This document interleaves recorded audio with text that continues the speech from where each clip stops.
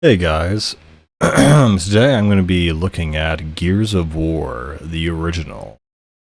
Uh, this game is interesting because this really launched the whole series. I remember some of the teaser footage for this game at E3, and it looked very, very different in certain ways. It was a lot darker, if you can't believe it. It's already a pretty dark game.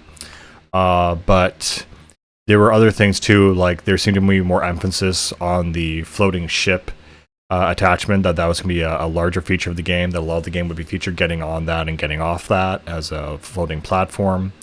But the game really devolved into chest high wall shooter world, which is we all know and love, and became the epic formula that, of course, later became Fortnite. I'm not sure if people realize that, but Epic Games made this, and they made Fortnite afterwards. I mean, this was Cliffy B's creation, and he left Epic to go make Lawbreakers or something, but yeah, that didn't work out, and this game was basically, they used to basically use the same engine essentially for Fortnite. I'm not sure people realize that, but if you play Fortnite, it's like if you get a bow and arrow, it works exactly the same as the torque bow. But I digress. Gears of War. This game, I actually played the second one. I rented it originally just because I saw, oh, this was like an Xbox exclusive. Like, what's up with this? Maybe it'll be good. And yeah, it's a pretty decent franchise. It's not anything terrible. It just, in terms of story, it's just not the most amazing thing ever. But yeah. So I mean, I played the first one. I played the second one first, and so when I went to this one, it's just a little bit rough in a lot of ways. Just the way the guns shoot, it just feels kind of like you're not making a lot of contact, or it feels I don't know, it just feels off a bit. Also, when you chainsaw people, it's not as bloody. I mean, it is as bloody, but it's like there's the blood goes into the air. It's like they have like red gas inside of them instead of like actual liquid. It's a weird effect, I guess. And this whole game just feels kind of rough. It's really unpolished in a lot of ways. But it's still good, still decent, and still fun. And of course, this is the beginning of the trilogy and the series that would later on become one of Xbox's best exclusives, frankly. But one of those things that people really don't talk about a lot for some reason or another. Maybe because it's not very kid-friendly. I mean, despite the fact that Halo and this game also have M rating, this one is obviously much more. Like, this is an actual M-rated game. When I think of M-rated games, I think of this, or No More Heroes, or, like, not Call of Duty, which is, like, there's barely any blood or gore or whatever content in there, but in this game, there's a ton of it. This is a truly M-rated game. So, what is the premise of Gears of War? Well, basically, you're on this alien planet, well, on a different planet called Sarah. And basically, the human world is, really interestingly, it's organized into basically a fascist-style government. And I'm not exactly clear on. I mean, there were the Pendulum Wars, which predated this, which were, I think, a struggle for the form of government in this world. But it's kind of loosely based on, Americanization and sort of like a North American climate, if you will, and style of cast of characters. And essentially what happens, they're drilling for this thing called emulsion, which is their fuel source. And, it's kind of a similarity to oil, and it's become this main resource they're fighting over. And in the process of drilling for this precious resource, they keep going deeper and deeper underground until something else comes back at them. And there's this race of I don't know if you would call them, these humanoid creatures which they call the Locust or locusts, and so the locusts are basically just this big bad army of fleshy, soldiers and death, whatever, and they're just there to destroy humanity. They're like designed to be otherworldly and alien looking, and just completely decimate humanity. And they talk in this weird voice where it's like Groundwalker and stuff like that. And it's kind of funny because you can kind of see how Gears was being designed initially with horror themes involved. So there were parts of this game, obviously, where you have to sneak around and move around and like be careful in the environment, and you kind of have to hide from her enemies. The Berserker fight is very much indicative of the of that kind of gameplay. But there's the aspect of the enemy that this was supposed to be more of a horror shooter, that it wasn't supposed to be a triumphant kind of thing, that humanity has kind of been destroyed. They basically lost this war, and you're basically just fighting a losing battle. And it's supposed to be more introspective, I guess, and more the tone of it is that, yeah, okay, you're fighting, but you're still kind of fighting a losing battle, which is a really interesting thing to go on. And the fact that honor has kind of fell out to the wayside, while survival is now the main aspect of this troop. So basically, the society is kind of falling, or has fallen, and you play Marcus Phoenix, a ex-war criminal, basically for disobeying the orders of high command. And basically things have gotten so bad that your best friend Dom has bailed you out of state government jail in order to basically like help you just fight the cause. Because at this point, they whatever Marcus did, they don't have time to basically persecute for him. To persecute him for it. And so it shows that right off the bat, it's a dire situation. The fact that Marcus himself, this war criminal essentially, is being pulled out of the prison just so they have an extra gun in the fight. Another thing I should immediately mention is Marcus's voice actor is amazing. He has the graveliest, grittiest voice in existence, and he uses it to his fullest degree in this game, as well as the other characters and all these macho cigar chomping military grade guys. And so I think that's a big thing that people don't anticipate about the Gears of War games. As a third-person shooter, the characters are actually a very strong aspect of this game. Baird and people like Coltrane. They all these characters have a lot of personality. It's really funny how Marcus is kind of the static. He always assumes the worst, and he's always trying to keep one step ahead, and when everything goes wrong, he's like, well, of course it does, kind of thing. So he's kind of rescinded himself, that the world is just a piece of garbage, and he's trying his best to make it work, trying to keep his men alive. Dominic is the surprisingly kind of sensitive one. He basically some of his family members are still alive, and he kind of has hope, and he's more emotional out of all of them, which is kind of funny in a setting like this. Then you have Baird, who is the sarcastic kind of comedic relief character a little bit, and also the scientist and engineer of the group. So he deals with all of the upkeep of the place, and is kind of like the mom/dad of the group, and is always like complaining about I can't believe this is the case of things. And then you finally have Coltrane, who is like the extreme high energy football player, and he's an they call it thrashball in this universe. And he's an ex-thrashball player that basically loves charging the enemies and tackling them, going crazy, whatever. And, on that note, the entire character design for Gears of War is honestly just inherently ridiculous. Like, these guys are just super, like, round and like, kind of short, and just these giant walls of meat that just go charging and killing, stomping, mashing through these alien monsters. And I've always said they look like rescue heroes with their big boots and their oversized they just look ridiculous. And they basically look like football players on steroids that someone gave a bunch of meth and guns and a chainsaw. And of course, the iconic weapon of this game is the chainsaw gun, which you hold the B button to rev up and one hit kill almost any enemy in the game. It's funny, though, I should mention before I go on to the gameplay, the character designer. It's funny, if you search up the character designer for Gears of War, how people say the unrealistic male aesthetic. Well, if you look up what the character designer for this game looks like, he actually literally looks like Baird from the games, which I find super, super funny. Like, it's a 1-to-1 almost. So I don't know. You combine the energy of an American frat football player and some kind of interesting esoteric storyline and the origins of this weird species and government conspiracies and all that stuff. You got Gears of War, which is pretty cool.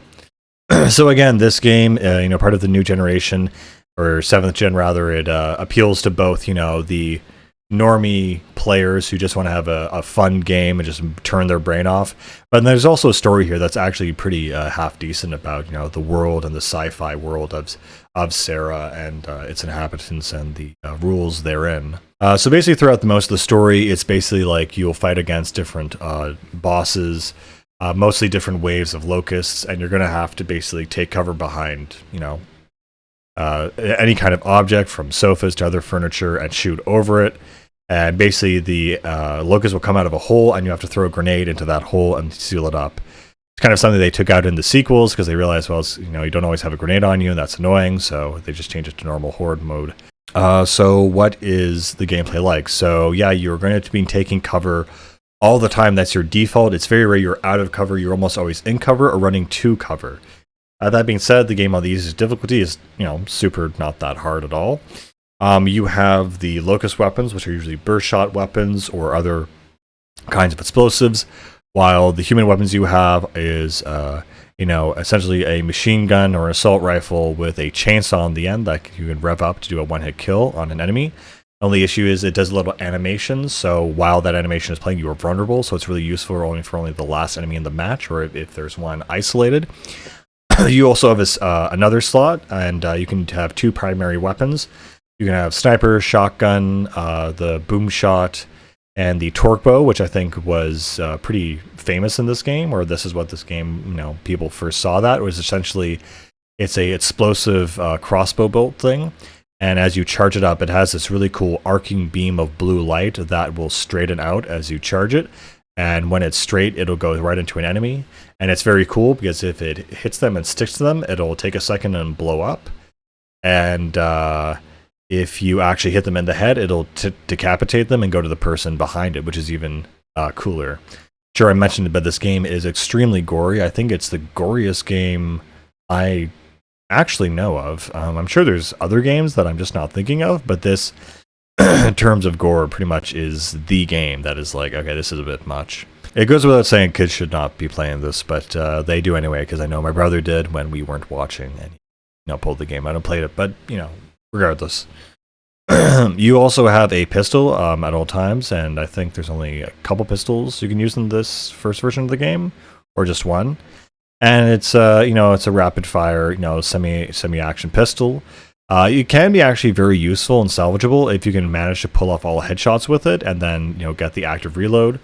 That's another aspect of this game that is different. In order to reload, you'll press RB, and then after that, a little animation will play where you have a line following down your gun, and if you hit the little marker, the little white marker, you will automatically reload like a full second earlier, and also with upcharged ammo. At least I think in the second one. I'm not sure about the first one if you get an ammo. And of course, you press up, you have a selection of different types of grenades. Usually they are normal explosive grenades. Again, when you hold L, the characters will swing it almost like a sling, which is pretty nifty, and it'll show them the arc and trajectory of where that grenade is going to go, which is very, very cool, very aesthetic looking. Again, the explosives in this game are, pretty satisfying. They'll make a nice bang and, send the parts of the enemy flying. And again, you always have the last backup. If you're out of ammo, you can always use your chainsaw, or you can even melee with your other weapons. There are also turrets in the game, and quite a few times in this campaign, at least, it will make you get out a turret and do this kind of mini wave or horde mode. And it feels weird to say horde mode because this game invented it, so I don't know what you would call it before they invented it. But you'd have these waves of enemies come at you, basically. Some of the bosses in the game are actually very interesting. You'll have this one that you face, which is the Berserker. And it is essentially this giant, I don't know what to call this, giant troll, or this giant monster, basically. And again, it's actually pretty scary. And the thing is that it's actually blind, but it can hear you, and it's incredibly strong, and it can charge all the way from across the room. And if it even touches you, you will go down. So in this game, if you take enough damage, of course, you do have the re-healing or reloading health, or whatever you want to call it, recharging health, yeah. And it'll actually show up in the form of usually like a skull, or the red skull, and the logo of the game in the middle of the screen, which is really cool. What will happen if you take too much damage, you won't die outright, but you will go down.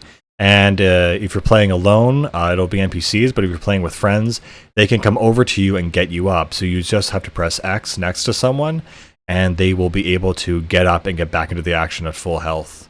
But unless the entire team goes down and everyone is down, then the game will ask you to restore to the last checkpoint and try again. There are also wretches, which hop along the ground, which are like annoying mob-type enemies. And there are also larger enemies like Brumox, which again are another boss where you are just bullet sponges. Some bosses have weak points, but most bosses, you just shoot them until they die. They're these giant just targets. The way you actually defeat the Berserker, I forgot, is you have to go outside and use this cool piece of tech. One of the rare weapons in the game, and kind of coveted in the franchise, is the Hammer of Dawn, which essentially is an orbital satellite that will shoot a laser down to Earth, and you use this little tiny remote essentially to pinpoint the exact location and take out massive amounts of enemies, and it's very cool. And it's a returning weapon from the series that you'll see quite a few times. In fact, the Hammers of Dawn are the satellites, which form a big plot point, mainly later in the games, but they were essentially deemed too powerful and too damaging to have around. The main weapons, if I think about the meta here for a second, so I'm talking about all of them, the Lancer is like, the iconic weapon of the series, but when it came to multiplayer, it was always the Gnasher shotgun, which was a pump-action close-quarter shotgun. And what people would do is, because whenever you pressed A to get into cover or out of cover or move from to cover, the Gnasher was basically something that if you got close enough and you hit someone with it, they wouldn't go down, they would actually disintegrate and would die immediately, which would save you time. So the meta of the Gears of War multiplayer was that if you could use the Gnasher shotgun, you could, be really good at the game. And so everyone started using the Gnasher shotgun. Anyway, as far as the story develops, Marcus and his friends go through different trials and tribulations. He has his Delta Squad, which he has to basically keep alive, and go from objective to objective as you explore the world and find out all the weird things in it. And part of that is the final part where there is a general, apparently, of the underground forces called General Rom. And he wears this, cool black suit, and he's actually a pretty well-designed character. In fact, he even shows up in it's Killer Instinct or something as a tie-in character. And basically, you find out that the only way to kill the Locust for good is to use something called a light mass bomb, which is a bomb that sends light throughout the core of the Earth and floods all the tunnels with this toxic radiation, basically. And that becomes the final objective of the game, and you basically have to defend this bomb to its objective, and it's a pretty straightforward game, actually. Something else that will also happen in this game is, not a huge spoiler, but a character called Carmine will be killed. Anthony Carmine, and basically the Carmine brothers it's a little inside joke in the series that one of them, or each one of them, a different one will die in each game. And they will go alphabetically from Anthony to Benjamin, Clayton, which I think is to Cliffy B, and the fact that I think his last name is like Brzezinski or something, but I think his sons or his family is also his brothers are named alphabetically as well. Cliffy A, Cliffy B, Cliffy C, I'm not sure, or maybe it's the first name, I don't know. But yeah, this game is really well known for being one of Microsoft's or Xbox's exclusives. And, a hugely successful kind of game, a very different pace. Definitely not marketable to everyone, unfortunately, but still extremely popular and very fun. And this first game, while it's not the best in the world, it's not terrible, and better things really come from it. But it helps establish, some basic things in the world, the basic kind of vibe from the first game, what they were going for. And I really do think, the General ROM design and storyline is very cool. and sets everything up. But really, my favorite is Gears 2, and I'll talk about that soon, why that is. But yeah, this is the beginning of a lot of the iconic characters, from the Brumok to Marcus and the rest of them. You also have a little robot assistant. I forget the robot's name, but it's this little thing that helps you hack into things and weld doors and gives you little information, and it's usually cloaked. But yeah, the tech in Gears of War is interesting because it's a survival horror action bro game, but it's also has sci-fi elements as well. So the whole thing is just really, really interesting. Again, this is one of the most gory games I've ever played ever.